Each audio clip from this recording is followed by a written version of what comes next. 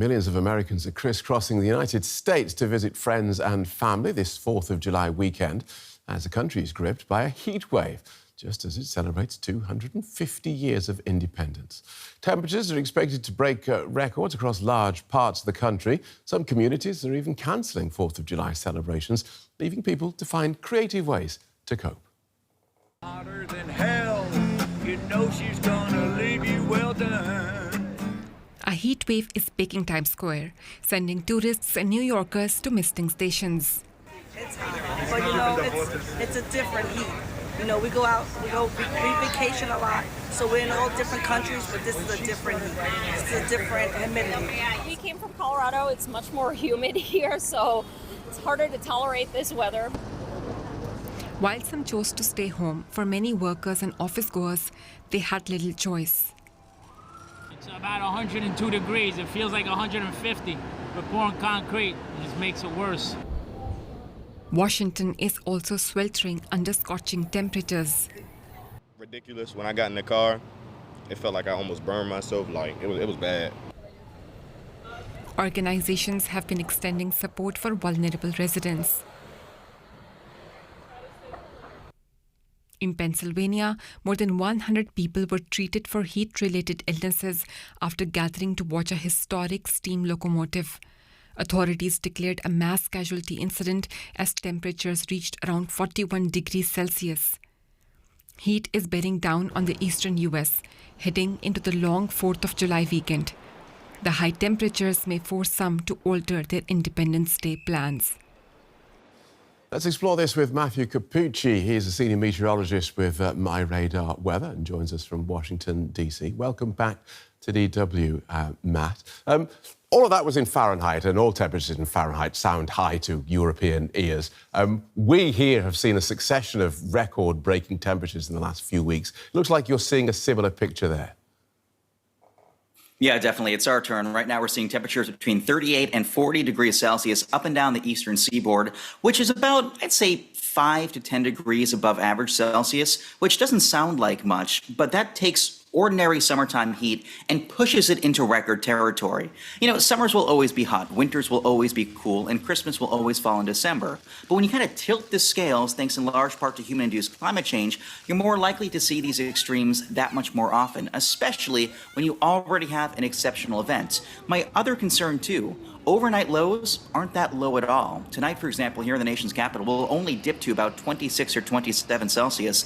That's not that low at all. And so you don't really have that nighttime cool down period for the body to sort of rid itself of heat. That exacerbates ongoing heat stress, and that really increases the risk of heat-related illnesses, especially for those who don't have access to cooling. And that's the same picture that we've been seeing here in Europe, high temperatures that don't decline that much at night. So what's going on there? I think that's a really big concern of mine. We have so much moisture in the air. When you have a really humid air mass, the air just can't really get rid of heat that easily. It traps that heat, and so you get those warm temperatures overnight too. That's a double-edged sword because during the daytime with that extreme moisture in place, in fact, we have roughly a shot glass worth of, or half a shot glass worth of water in every cubic meter of atmosphere. All that moisture leads to increasing heat stress during the day, so it's feeling like 50 plus in places, but at night you hold on to that heat, and so that just really worsens heat stress even more. I think a lot of people underestimate the role of hot overnights.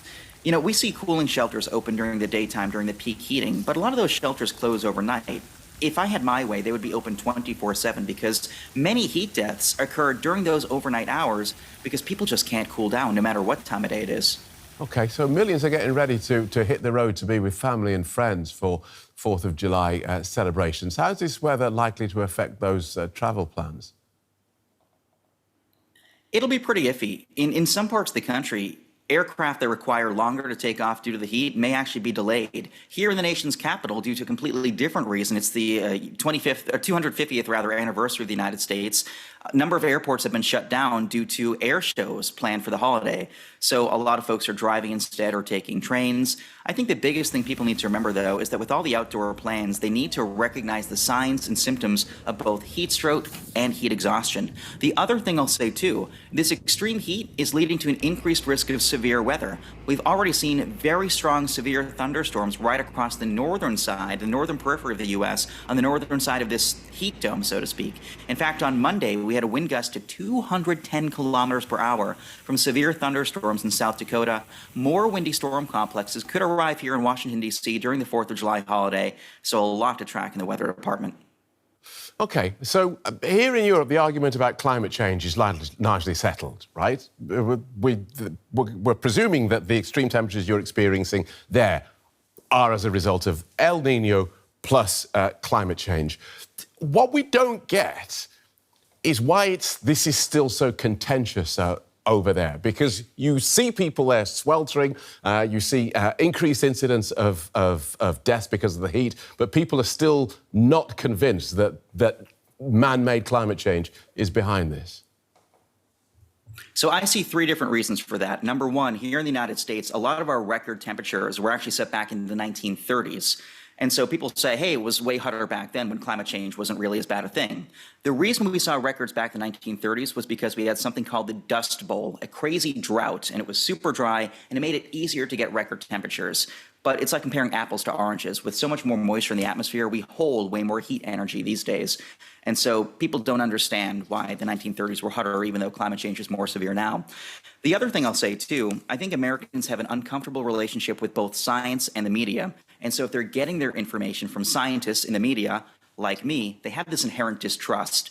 That distrust of science in the media was worsened by the COVID-19 pandemic. So interestingly, I think a lot of these sort of misconceptions and preconceived notions that Americans have stem as a result of both media bias in the U.S., scientific illiteracy in the United States, and old temperature records that they don't fully understand. Right. But I think you're right. Americans honestly struggle with literacy when it comes to climate change. OK, well, we'll always trust you. Thanks for that, Meteorologist Matthew Cappucci. Thank you.